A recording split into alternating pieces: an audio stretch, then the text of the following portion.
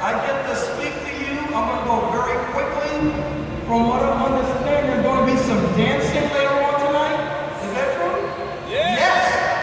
So while I'm talking, gobble down a few beers, and guess what? Nobody's going to notice you dancing. All right.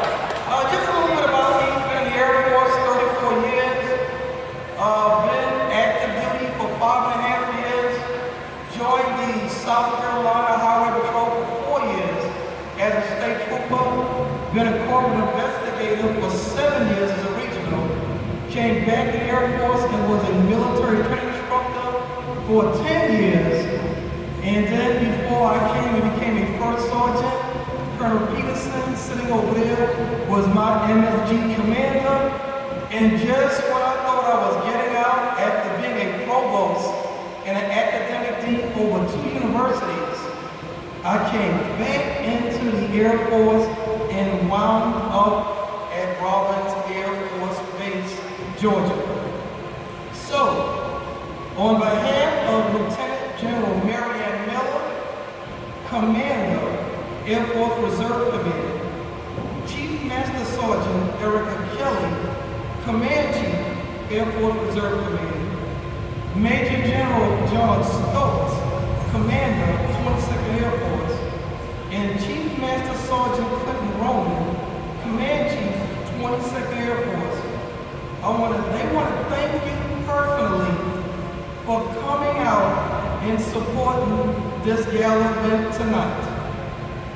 Colonel Polishek, Colonel Gabrielli, Colonel Wayman, Colonel Peterson, Colonel Sullivan, Colonel Stott, Chief Mack, Chief Bird, Chief Kessler, Commanders, Chiefs, First Sergeants, Airmen, spouses, and significant others. Good evening, and thank you for allowing me and my wife, Jennifer, to spend some time with you at this gala event. This gala event celebrates 70 years of the anniversary of the Air Force with the World War II theme. After touring this base and meeting so many motivated people from the 934 Global Vikings, 148 Bulldogs, and 133rd Gophers, there is something interwoven, and that something is Constitution.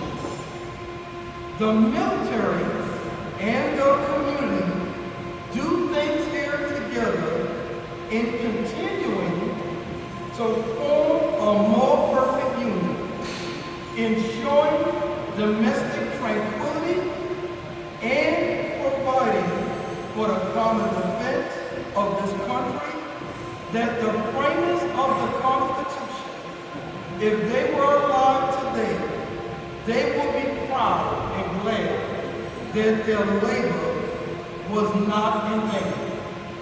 I feel so inspired. I could stop my speech right here and have a seat. See, it doesn't take much to get me feeling patriotic, especially with a backdrop such as this. What about you? Are y'all feeling pretty patriotic today?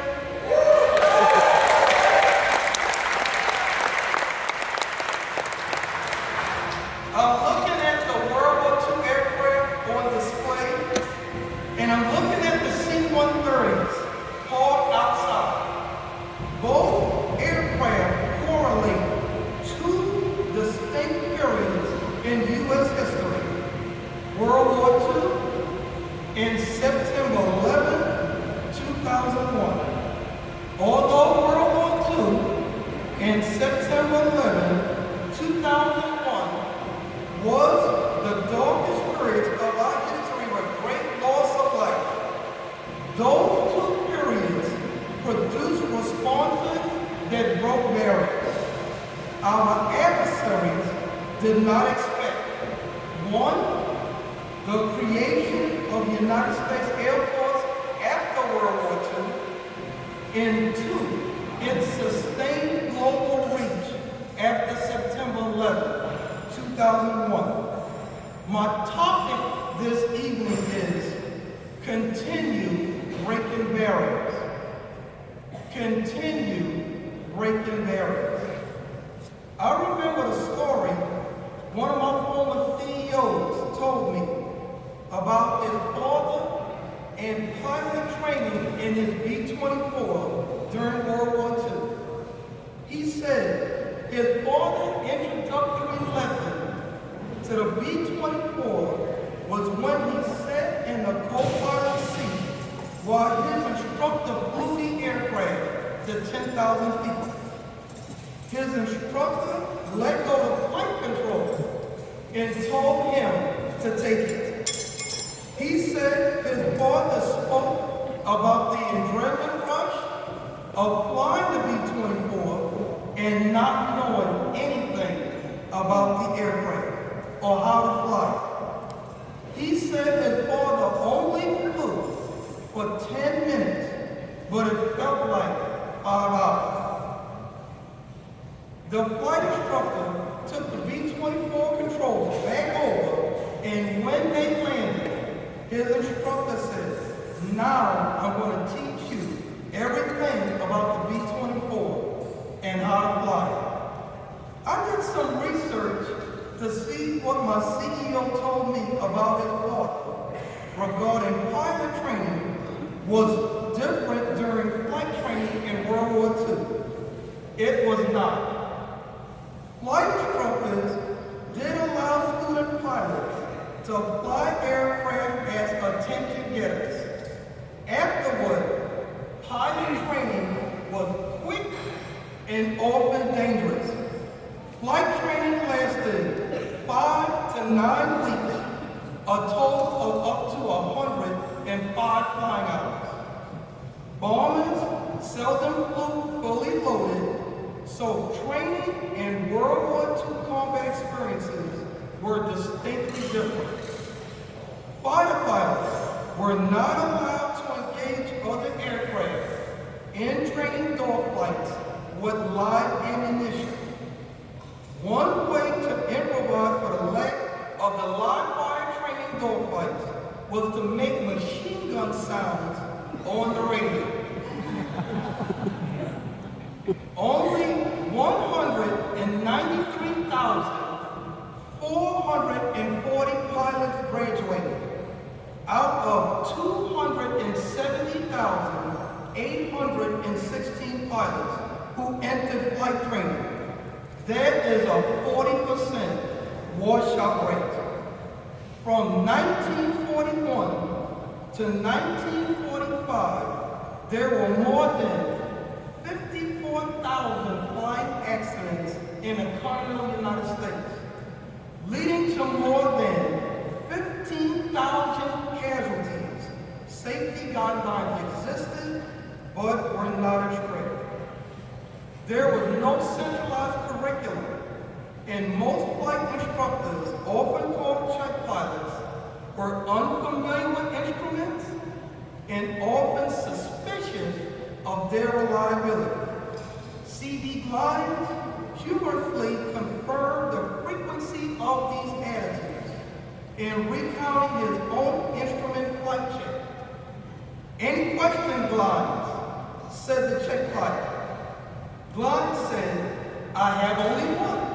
"Sir, what are these two instruments that we're supposed to keep covered at all times?" "One looks like a compass, and the other has a small airplane on it." The check pilot said, "Don't mess with those things, Glines. Keep those gyros covered. They're for airline pilots." Pilots like Glines graduated and exceeded expectations. The 440th Troop Carrier Group transported 101st Airborne paratroopers during the Normandy invasion. And when the Germans counterattacked with bombers and fighters, they were met by pilots like Lawrence Bradley Blummer from the 393rd Fighter Squadron, who shot down 5 German fighters in 15 minutes on 25 August 1944.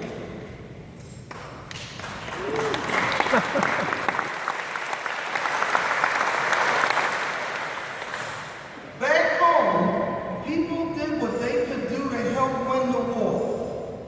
It led to some cultural barriers being broken regarding gender and racial inequality. President Franklin D. Roosevelt stated, Americanism is not and has never been a matter of race and color. Americanism is a matter of mind and heart. The American war machine set records in production.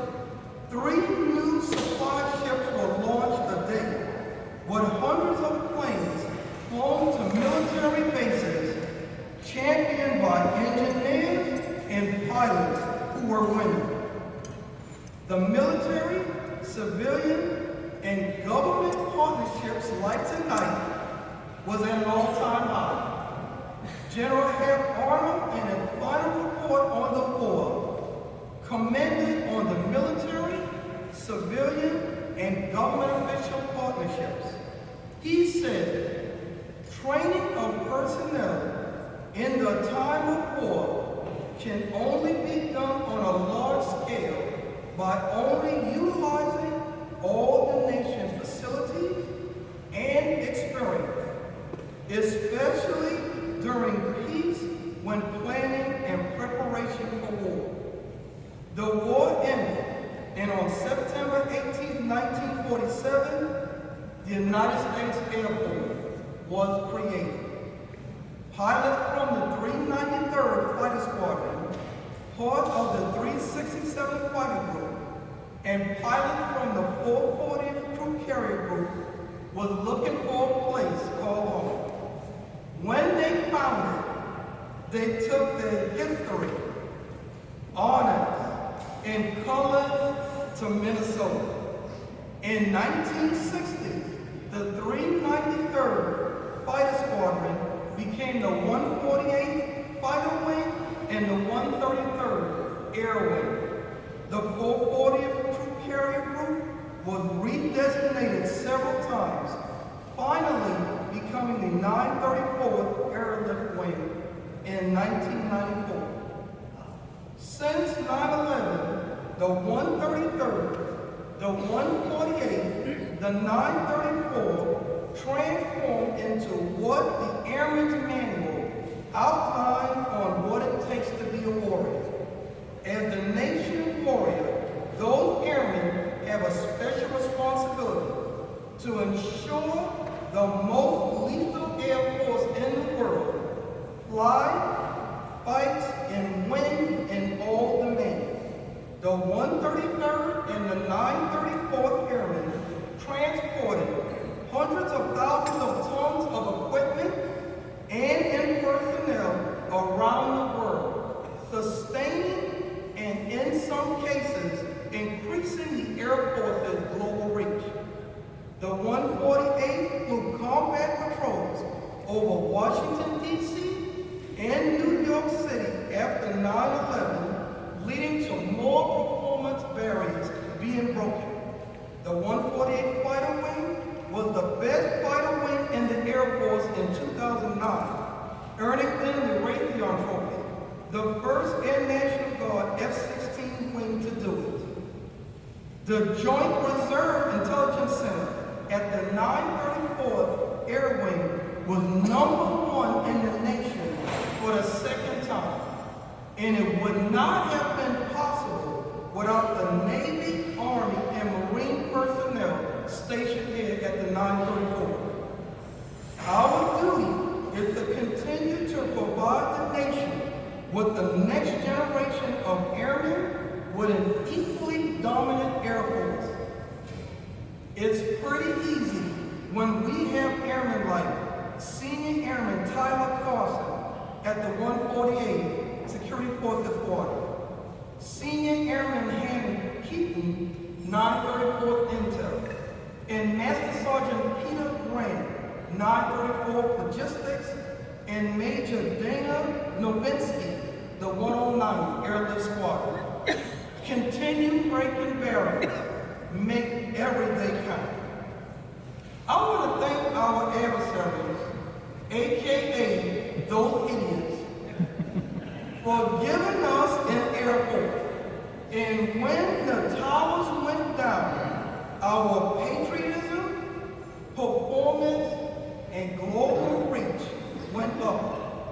On my flight here, I was sleeping, and I woke up as we were coming in, and I looked to the right, and I looked to the left. Here's what I saw, and I imagined C-130s from the 133rd and the 934th flying. And flying right beside them were C-47s from the 440th carrier group.